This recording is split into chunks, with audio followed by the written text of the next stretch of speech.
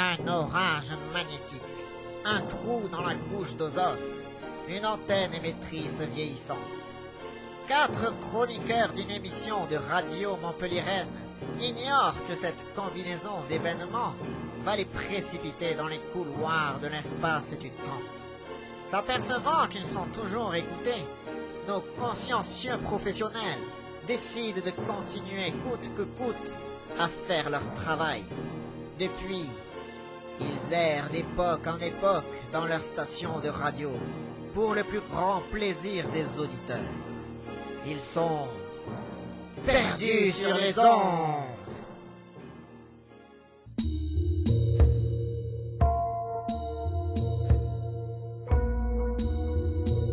Résumé des épisodes précédents. Dès 1195, ayant préféré batifoler avec Che Guevara 2.0, le descendant direct d'Ernesto Guevara, la jolie Stéphanie s'est fait remplacer dans l'équipage par un clone aux formes plus avantageuses.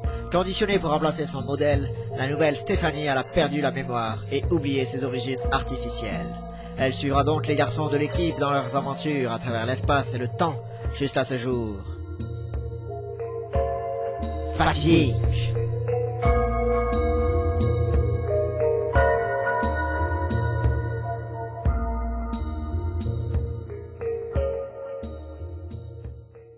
« 36e jour, 12h30, quelque part au pôle Nord. » Eh, regardez, c'est drôle, la fille en combinaison fluo, elle ressemble à Stéphanie. Madame. C'est exact, vous avez raison. Non mais qu'est-ce que vous racontez? Bon, ok, d'accord, elle est brune, les cheveux longs, la même taille, elle a la même allure que moi, vaguement le même nez, peut-être un peu les mêmes yeux, mais elle a une toute petite bouche et elle est plate comme une limande. J'ai quand même beaucoup plus de classe qu'elle. Madame. Non, Pierre, c'est bon. Oh, Pierre, c'est bon, allez vous allonger quelques heures, ça nous fera des vacances, hein. Oui, maman. Bonsoir, Michel. Nathanaël. Non mais sans déconner, je crois qu'elle est en train de nous appeler par nos prénoms là. Michel, Nathanaël, c'est moi, Stéphanie. Stéphanie. C'est pas possible, mais non mais c'est incroyable. On t'a retrouvé, c'est génial. Stéphanie, mais vous êtes qui au juste? Ah, j'en étais sûre qu'un jour vous reviendriez dans mes bras. Nathanaël, qu'est-ce que tu fais en slip ici? Stéphanie? Mais où est Pierre? Dans le studio, il récupère après une cuite à la vodka. Pardon, mais est-ce qu'on peut m'expliquer ce qui se passe? Bah, il aurait bien fallu lui dire de toute façon. Bon, Stéphanie, je te présente Stéphanie. Enfin, je veux dire la vraie Stéphanie. Comment ça, la vraie? Elle faisait partie de notre équipe, mais après avoir rencontré un certain Che Guevara, elle nous a quittés et on a trouvé la solution de la remplacer par un clone. Quoi?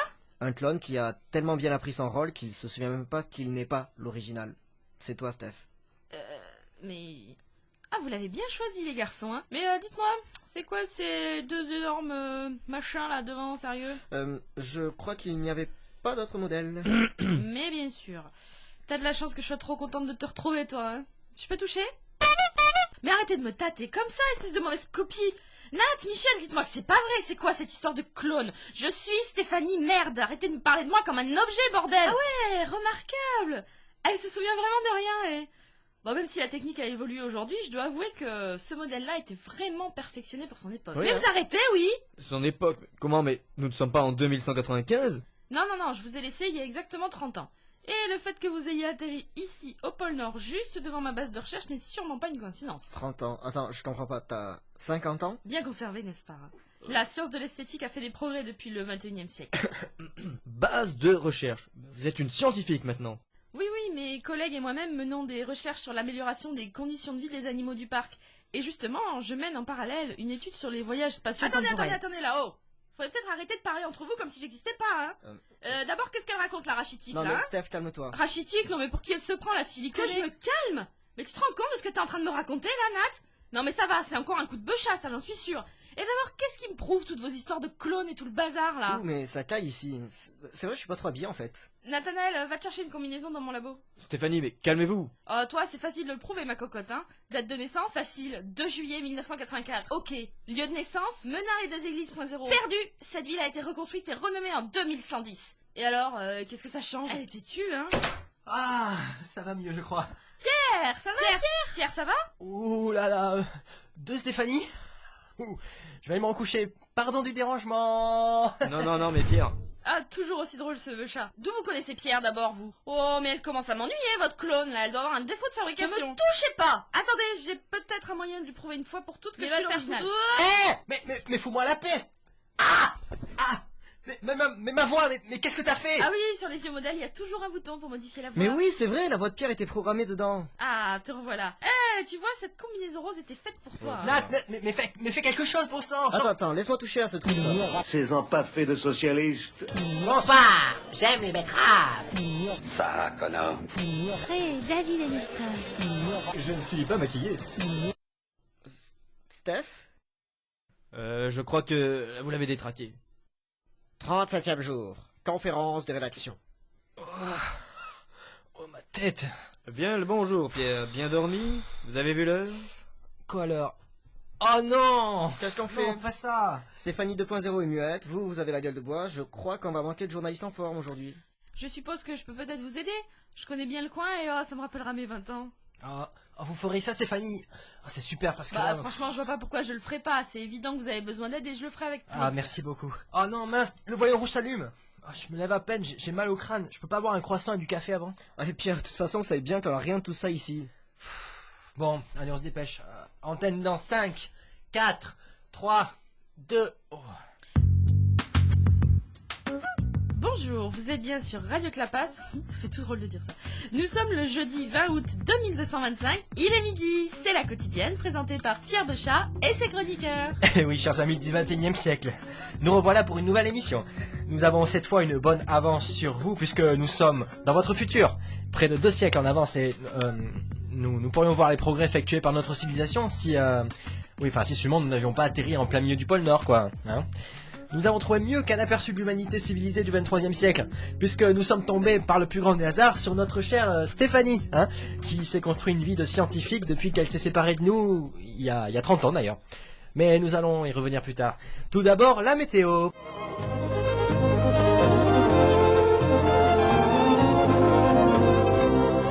Il fait un temps splendide sur la majeure partie du pôle Nord, grâce à l'anticyclone Artifice 2 qui stationne au-dessus de nos têtes. Les températures sont artificiellement froides, moins 10 degrés Celsius à l'intérieur du parc et plus 25 degrés à l'extérieur. Et je peux vous dire que c'est vraiment frais pour un mois d'août. Ah bon? Ah voilà. Merci Stéphanie. Et maintenant les titres. Le croiseur extragalactique Clausius Enterprise 24285, envoyé par le consortium il y a plus de 53 ans, vient de découvrir une planète habitée d'une richesse exceptionnelle. Malheureusement, il semblerait que les habitants de couleur bleue et mesurant 3 mètres de haut soient réfractaires à toute forme d'exploitation minière. Il y a fort à parier que cette planète, que nos spationautes ont surnommée Pandora, sans trop expliquer d'ailleurs le rapport avec la copine d'Épiméthée, deviendra l'enjeu de ces prochaines années. Santé à présent. Les épidémiologistes du consortium ont découvert qu'un nouveau virus est apparu aux Philippines. Il semblerait que ce virus soit un intermédiaire entre le rhume et l'Ebola.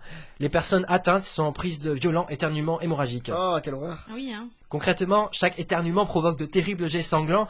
En quelques crises, les victimes s'effondrent, exsangues. Ah, c'est atroce. Ce qui explique que cette maladie soit surnommée par la population Fontaine écarlate du dragon mortel. Par mesure de prévention, le consortium a décidé de vitrifier les Philippines. Le nucléocroiseur Apocalyptico 4 est déjà en route. Dans la même lignée des méthodes expéditives, nous apprenons que la filiale Gros Hôtel du consortium envisage de désintégrer la Lune. En effet, les marées ne sont pas propices à l'exploitation des complexes hôteliers de la firme Gros Hôtel qui parsèment les littoraux du monde entier. La firme espère ainsi faire l'économie de milliers de salaires de surveillants de baignade. Une baignade est une forme de natation ou d'ablution, pratiquée dans un bain, un bassin ou encore un cours d'eau naturel. La baignade la plus célèbre reste le fameux bain turc de Jean-Auguste Dominique Ingres qu'il peignit à l'âge de 82 ans, comme il l'inscrivit avec fierté et en latin sous sa signature. Il représente une dizaine de femmes nues dans un harem. Super Michel, merci. Bon, tout de suite Stéphanie, vous avez un scoop. Tout à fait, Pierre. Mon Ernestounet, Che Guevara 2.0, est actuellement en lutte au Costa Rica afin de préserver la biodiversité de ce dernier sanctuaire végétal terrien. Pour lutter contre les odieux agissements du consortium Clausius qui entend exploiter ce dernier Éden. Merci. En duplex donc, nous retrouvons Che Guevara 2.0. Che? Si, J'imagine que lutter seul avec une poignée de guerrieros contre une armée de robots Clausius surentraînés, c'est une entreprise facile pour vous. Hey, merci Che Guevara. Oh, mon Ernestounet, il est trop chou. Et maintenant, sans plus attendre, retrouvons Nathanaël qui nous parle de où d'ailleurs, il m'a pas dit. Nathanaël, vous êtes où? Juste derrière vous, Pierre. Ah! Mais ça va pas la tête, non? Désolé, j'ai oublié de sortir tout à l'heure. J'y vais. Qu'est-ce qu'on fait? En attendant, on peut écouter... Ah tiens, on écoute un petit air Inuit.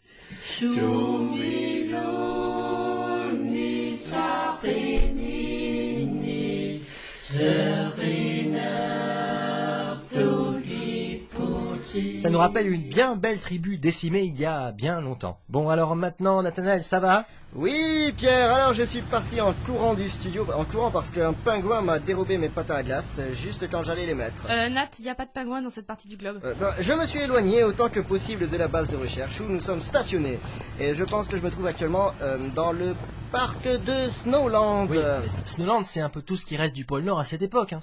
Effectivement, Pierre, et si j'étais près de vous, je pourrais interviewer une spécialiste de ce territoire, puisque Stéphanie est avec vous, mais là je suis parti, eh bien, je regarde, j'observe et je... Ah! Aïe, je glisse. Étonnant comme les concepteurs de cet endroit ont réussi à recréer à l'aide de simples plexiglas une grande calotte glaciaire qui glisse réellement, mais qui ne se partitionne pas en milliers d'icebergs comme l'original, laquelle a achevé sa fusion totale, rappelons-nous, il y a près de 150 ans. Effectivement. Et étant donné que l'intégralité de l'eau que contenait cette calotte a fini dans les océans et que le niveau de l'eau a effectivement monté, je me suis longtemps demandé à quoi ça avait pu servir de faire ça. Je pense que l'invité de Michel répondra à cette interrogation. En attendant, je me trouve au milieu d'un décor splendide, entièrement immaculé. Il n'y a pas âme qui vive à des kilomètres, je vois d'immenses montagnes blanches au loin et je me... Excusez-moi monsieur, mais pour aller au Big Splash Pingouin, c'est bien derrière ces montagnes? Pardon, je sais pas trop, je viens d'arriver. Bon, merci quand même. Allez, venez les enfants! Bien loin du paradis blanc que chantait Michel Berger, Snowland n'est finalement rien d'autre qu'un titanesque parc d'attractions aux dimensions colossales qui dresse ses Huracan Polar Express et autres Super Bear Mountain sur les souvenirs de l'océan glacial arctique. Et devant ce triste constat, eh bien, je m'en vais faire un tour de Starship Brewway. À vous les studios. Merci Nathanaël pour ce point de vue d'un optimisme foudroyant. Bon, sur ce, notre ami Michel reçoit son invité comme d'habitude. Hein. C'est à vous Michel.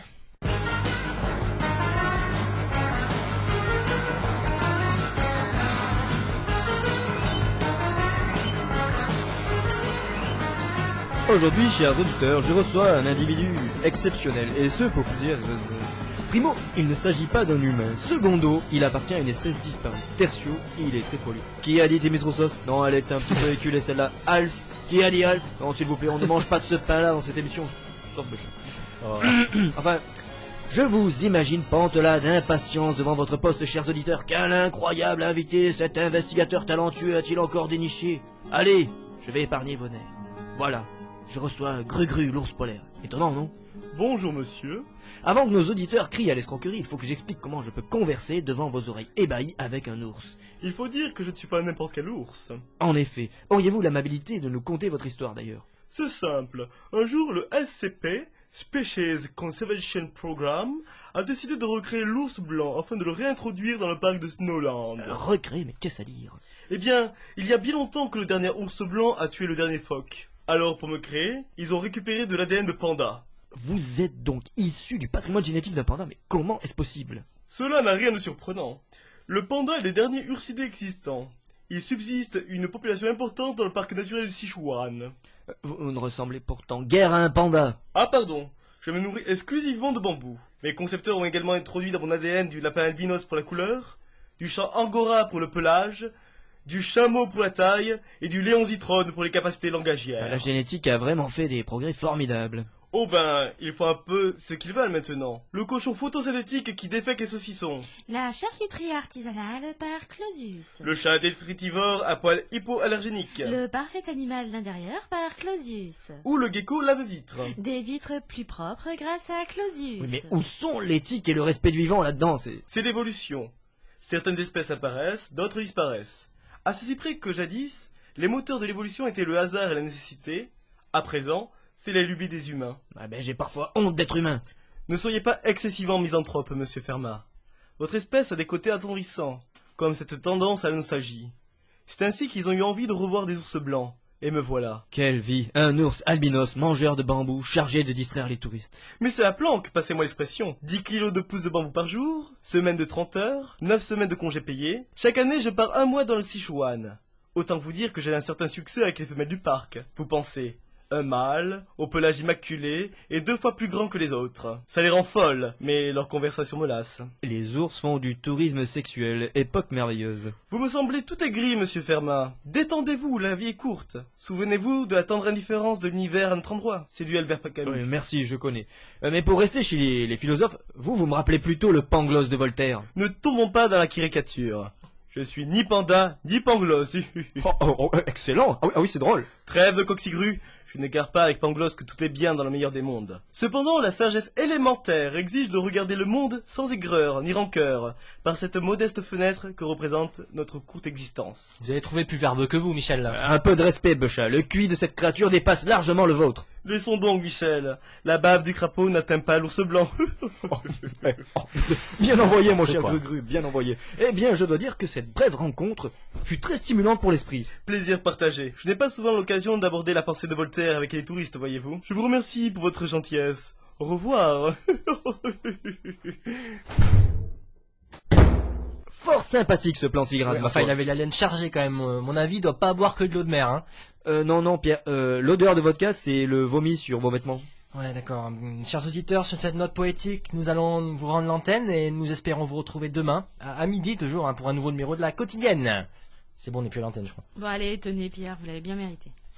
Oh, un vrai petit déjeuner avec des croissants et du café. Je crois que je vais pleurer là. Je croyais qu'il n'y en avait pas. Non, Nat vous a fait marcher, on s'est fait un gros petit déj pendant que vous dormiez, j'ai tout ce que je veux dans mon laboratoire. On m'en fait beaucoup, hein. Bon, ceci dit, les enfants, vous savez que je dois rester ici, moi. Hein. Coucou, me revoilà. Ce petit tour de manège m'a rendu de bonne humeur. Tu t'es foutu de la neige synthétique partout dans les cheveux. Que disiez-vous, Stéphanie? Vous pensez donc rester ici tout de même?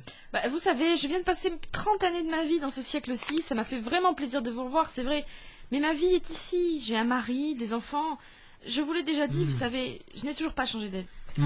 Comment on va faire, nous, avec l'autre Stéphanie, là, qui est cassée? Vous devriez peut-être commencer par éviter de parler d'elle comme d'un vulgaire automate, cher ami. C'est un être vivant, elle n'est pas cassée. Je pense qu'on aurait dû lui parler de tout ça plus tôt. Vous manquez de cœur, Pierre. Apprendre la vérité a dû lui faire un choc. Bien sûr que ça m'a fait un choc. Stéphanie, tu remarques? Vous remarchez? Je vais vous en apprendre une qui va vous en faire un choc à vous aussi.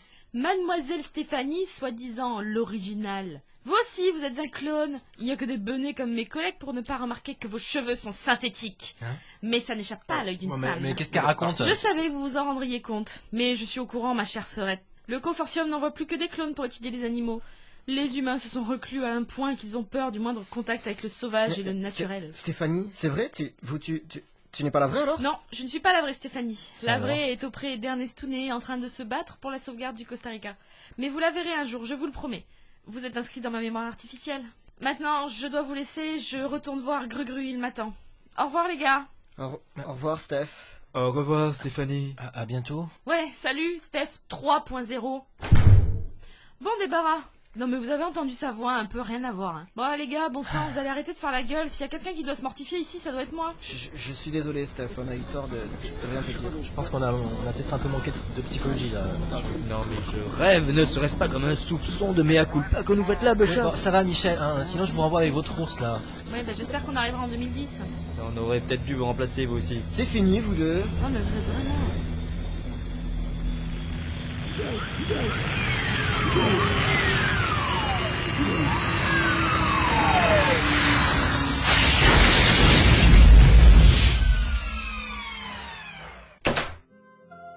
Bon, où est-ce qu'on a atterri encore?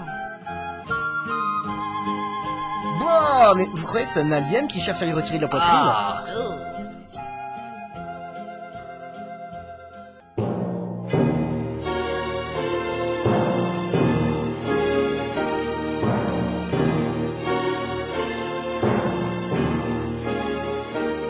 Quelles incroyables aventures attendent nos intrépides amis. Parviendront-ils un jour à rentrer chez eux? Si un grizzly et un ours polaire se courent après, peut-on dire que les ours se suivent mais ne se ressemblent pas? Vous le saurez dans le prochain épisode de Perdu sur les ondes.